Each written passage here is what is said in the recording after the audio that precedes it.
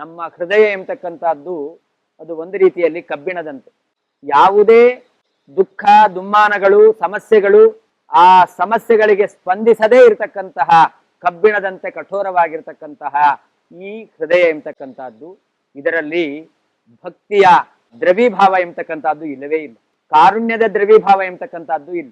ಹೀಗೆ ಕಾರುಣ್ಯ, ದಯಾ, ಭಕ್ತಿ ಇಂತಹ ಮೃದುವಾಗಿರ್ತಕ್ಕಂತಹ ಪದಾರ್ಥಗಳ ಅವಕಾಶ ಇಲ್ಲದೆ ಇರತಕ್ಕಂತಹ ಈ ಹೃದಯದಲ್ಲಿ ಆ ಕಾರುಣ್ಯ, ದಯೆ, ಭಕ್ತಿ ಇದೆಲ್ಲ ಮೂಡಬೇಕು ಅಂತಂದ್ರೆ ನಾವು ಆಚಾರ್ಯರ ಮಹಿಮೆಯನ್ನು ಹೇಳ್ತಕ್ಕಂತಹ ಮಧ್ವವಿಜಯ ಇದನ್ನು ನಾವು ಶ್ರವಣ ಮಾಡಬೇಕು, ಇದನ್ನು ಪಠನ ಮಾಡಬೇಕು. ಯಾರು ಈ ಮಧ್ವವಿಜಯದ ಪಠನೆಯನ್ನು ಮಾಡ್ತಾರೋ, ಇದರ ತತ್ವವನ್ನು ಅನುಸಂಧಾನ ಮಾಡ್ತಾ ಇದ್ದಾರೋ, ಮಧ್ವಾಚಾರ್ಯರ ಚರಿತ್ರೆಯನ್ನು ಕೇಳ್ತಾ ಇದ್ದಾರೋ, ಅವರ ಹೃದಯದ ಕಾಠಿಣ್ಯ ಅದು ನಾಶವಾಗಿ ಅವರ ಹೃದಯವು ಕೂಡ ಚಿನ್ಮಯವಾಗುತ್ತೆ.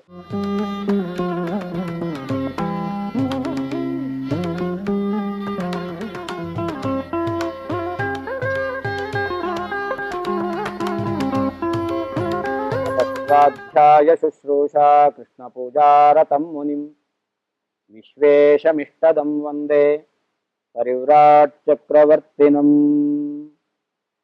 ಶ್ರೀ ಗುರುಭ್ಯೋ ನಮಃ. ಸ್ವಸ್ತ್ಯಸ್ತು ಸಮಸ್ತ ಜಗತಾಂ ಅಶೇಷ ಸನ್ಮಂಗಲಾನಿ ಭವಂತು. ವೈಶಿಷ್ಟ್ಯ ಏನು ಅನ್ನೋದನ್ನ ಅವರು ತೋರಿಸಿದ್ದಾರೆ ಅಂತ ಇತಿಹಾಸದಲ್ಲಿ ನಾವು ಕಾಣ್ತೇವೆ. ಆ ರಾಜ್ಯದಲ್ಲಿ ಭೀಕರವಾದ ಬರಗಾಲ ಎಂಬತಕ್ಕಂಥದ್ದು ಬಂದಿತ್ತು. ರಾಜ ಪ್ರಜೆಗಳ ರಕ್ಷಣೆಗೋಸ್ಕರ ತನ್ನಲ್ಲಿ ಇದ್ದಂತಹ ಧವಸ ಧಾನ್ಯಗಳನ್ನೆಲ್ಲ ಆ ಪ್ರಜೆಗಳಿಗೋಸ್ಕರ ವಿನಿಯೋಗ ಮಾಡಿದ. ಧವಸ ಧಾನ್ಯಗಳೆಲ್ಲ ಖಾಲಿಯಾಯಿತು. ಅನಂತರ ತನ್ನ ಕೋಶದಲ್ಲಿದ್ದಂತಹ ಹಣವನ್ನು ಪ್ರಜೆಗಳ ರಕ್ಷಣೆಗೋಸ್ಕರ ವಿನಿಯೋಗ ಮಾಡಿದ.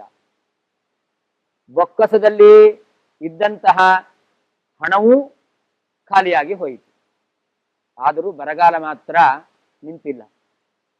ಪ್ರಜೆಗಳು ಪ್ರತಿ ದಿವಸ ಹಸಿವೆ ಬಾಯಾರಿಕೆಯಿಂದ ಬಳಲಿ ಸಾಯುವಂತಹ ಪ್ರಸಂಗ ಕೇವಲ ಮನುಷ್ಯರು ಮಾತ್ರ ಅಲ್ಲ, ಅನೇಕ ಗ್ರಾಮದಲ್ಲಿ ಬದುಕುವಂತಹ ಪ್ರಾಣಿಗಳು, ಕಾಡಿನಲ್ಲಿ ಬದುಕುವಂತಹ ಪ್ರಾಣಿಗಳ ಬದುಕು ಬಹಳ ದುಸ್ತರವಾಗಿತ್ತು.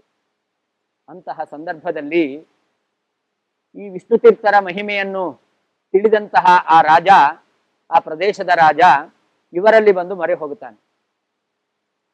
ತಾನು ಪ್ರಜೆಗಳ ರಕ್ಷಣೆಗೋಸ್ಕರ ಮಾಡಿದಂತಹ ಎಲ್ಲ ಉಪಾಯಗಳನ್ನು ಅವರ ಮುಂದೆ ಅವನು ನಿವೇದನೆ ಮಾಡಿಕೊಳ್ತಾನೆ. ಆಗ ವಿಷ್ಣುತೀರ್ಥರು ಆ ರಾಜ್ಯದ ಬರಗಾಲದ ಪರಿಹಾರಕ್ಕೋಸ್ಕರ ಅವರೊಂದು ವಿಶೇಷವಾಗಿರ್ತಕ್ಕಂತಹ ಭಗವಂತನ ಮಧ್ವಾಚಾರ್ಯರ ಅನುಗ್ರಹದಿಂದ ವ್ಯಾಪಾರವನ್ನು ಮಾಡುತ್ತಾರೆ. ಅವರು ಒಂದು ಕಬ್ಬಿಣದ ಬಿಲ್ಲೆಗಳನ್ನು ನನಗೆ ತಂದುಕೊಡು ಅಂತ ಆ ರಾಜನಲ್ಲಿ ಹೇಳ್ತಾರೆ.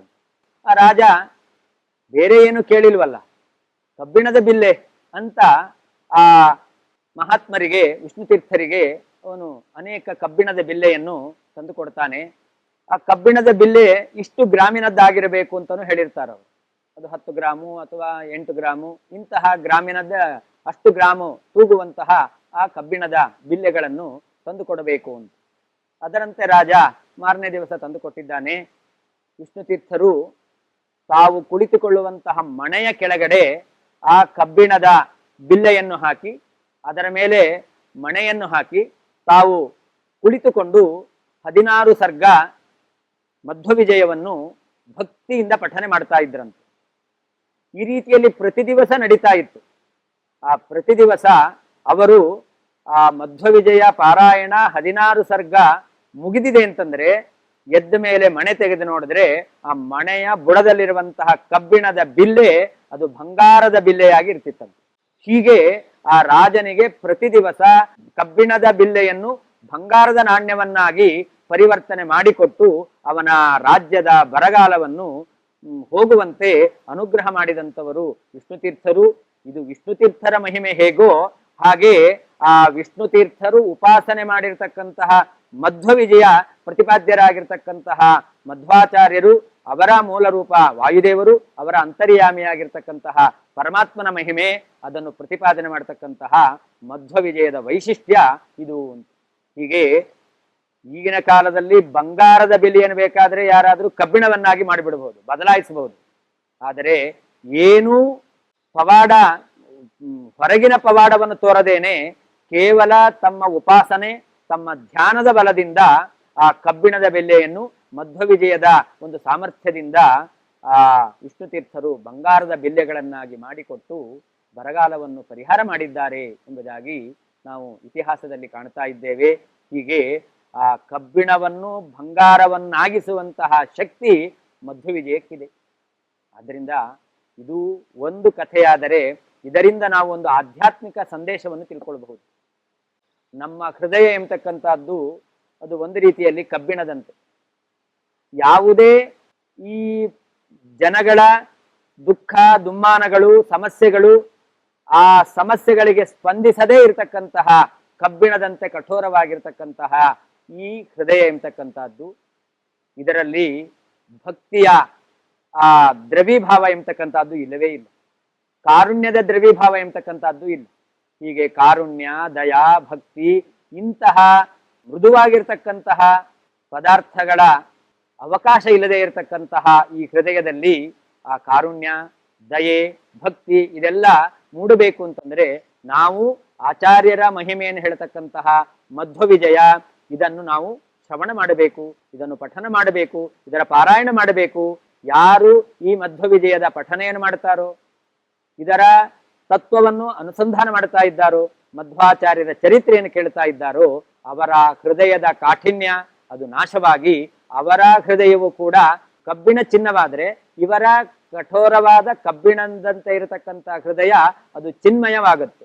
ಅವರ ಹೃದಯದಲ್ಲಿ ಭಗವಂತನ ಸನ್ನಿಧಾನ ಬಂದು ಈ ದುಃಖಿಗಳಾಗಿರ್ತಕ್ಕಂಥ ಜೀವರನ್ನು ನೋಡಿದಾಗ ಅವರ ಮೇಲೆ ದಯೆ, ಕಾರುಣ್ಯ, ಅವರ ದುಃಖವನ್ನು ಪರಿಹಾರ ಮಾಡಲಿಕ್ಕೆ ಪ್ರವೃತ್ತಿ, ಇಂತಹ ಒಂದು ಮನಸ್ಸಿನ ಮಾರ್ಧವತೆ ಎಂಬತಕ್ಕಂಥದ್ದು, ದ್ರವೀಭಾವ ಎಂಬತಕ್ಕಂಥದ್ದು ಬರುವುದರ ಜೊತೆಯಲ್ಲಿ ಈ ಮಧ್ವವಿಜಯ ಪ್ರತಿಪಾದ್ಯರಾಗಿರ್ತಕ್ಕಂತಹ ಮಧ್ವಾಚಾರ್ಯರಲ್ಲಿ ಭಕ್ತಿ, ಅವರ ಅಂತರ್ಯಾಮಿಯಾಗಿರ್ತಕ್ಕಂತಹ ಭಗವಂತನಲ್ಲಿ ಭಕ್ತಿ ಎಂಬತಕ್ಕಂಥದ್ದು ಈ ಮಧ್ವವಿಜಯ ಶ್ರವಣದಿಂದ ಬರ್ತಾ ಇದೆ ಎಂಬುದಾಗಿ ನಾವು ಅರ್ಥೈಸಿಕೊಳ್ಳಬಹುದು.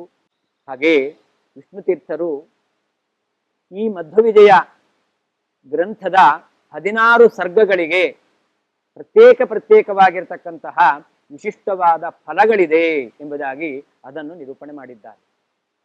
ಈ ಎಲ್ಲ ಫಲಗಳನ್ನು ನಾವು ತಿಳಿದುಕೊಂಡ್ರೆ ಲೌಕಿಕವಾಗಿರ್ತಕ್ಕಂತಹ ಫಲವನ್ನು ಪಡೆಯಲಿಕ್ಕೆ ನಾವು ಅದನ್ನು ಉಪಯೋಗ ಮಾಡಿಕೊಳ್ತೇವೆ.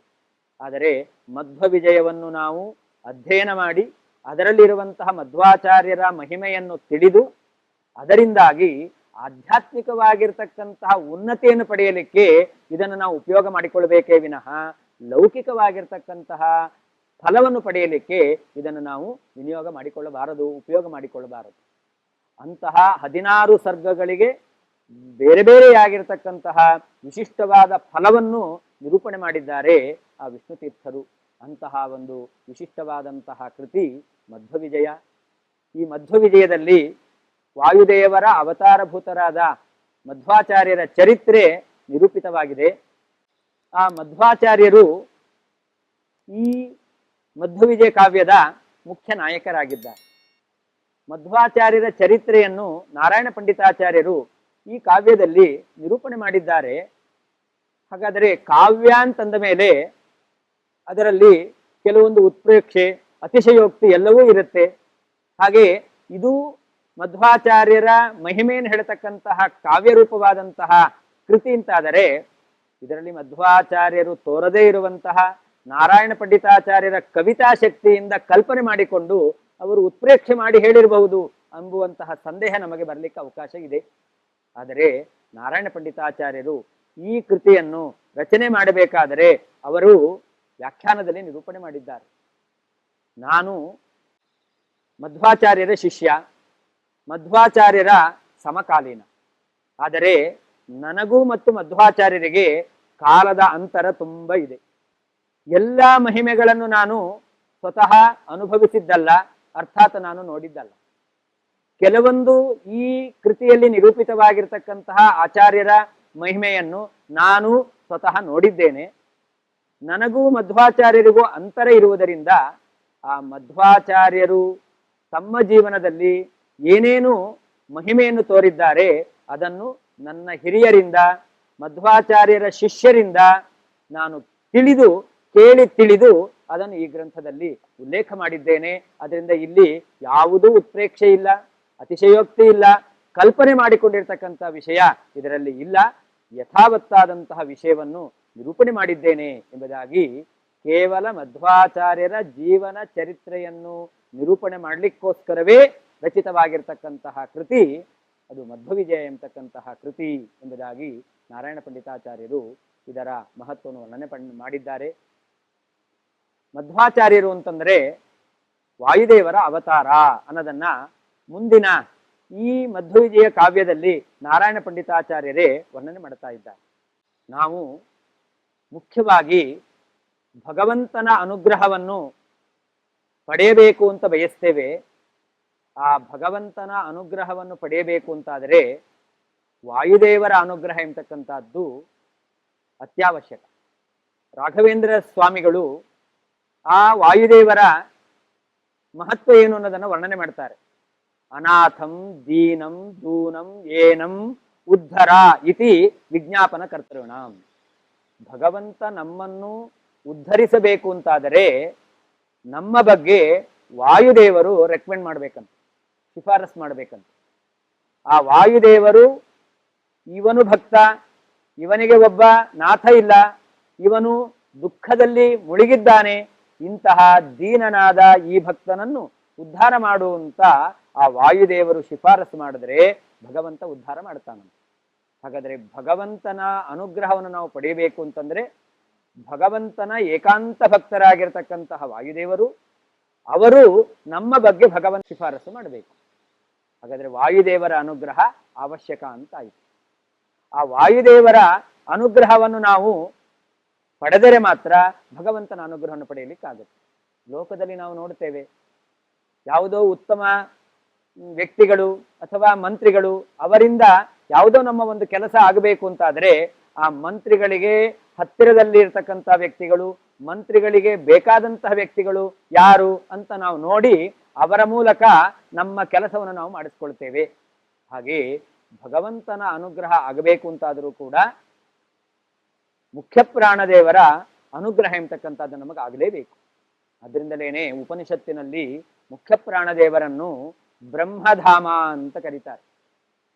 ಭಗವಂತನ ಮನೆಯನ್ನು ಸೇರ್ಲಿಕ್ಕೆ ಇರತಕ್ಕಂಥ ಸಾಧನ ಅಂತಂದ್ರೆ ಮುಖ್ಯ ಪ್ರಾಣದೇವರು ಅಂತ. ಆ ಮುಖ್ಯ ಪ್ರಾಣದೇವರ ಮಹಿಮೆ, ಮುಖ್ಯ ಪ್ರಾಣದೇವರ ಅವತಾರಭೂತರಾಗಿರ್ತಕ್ಕಂತಹ ವಾಯುದೇವರ ಮಹಿಮೆ, ಅದನ್ನು ನಾವು ವಿಶೇಷವಾಗಿ ತಿಳಿದಿದ್ದೇವೆ ಅಂತಾದರೆ ಆಗ ಆ ಮುಖ್ಯ ಪ್ರಾಣದೇವರ ಅನುಗ್ರಹ ತನ್ಮೂಲಕ ಭಗವಂತನ ಅನುಗ್ರಹ ಎಂಬತಕ್ಕಂತಹದ್ದು ನಮಗೆ ಆಗುತ್ತೆ. ಆದ್ದರಿಂದಾಗಿ ನಾವು ಮಧ್ವವಿಜಯವನ್ನು, ಆ ಮಧ್ವವಿಜಯ ವಾಯುದೇವರ ಅವತಾರಭೂತರಾದ ಮಧ್ವಾಚಾರ್ಯರ ಕಥೆ ಆದ್ದರಿಂದಾಗಿ ಅವಶ್ಯವಾಗಿ ಶ್ರವಣ ಮಾಡಲೇಬೇಕು.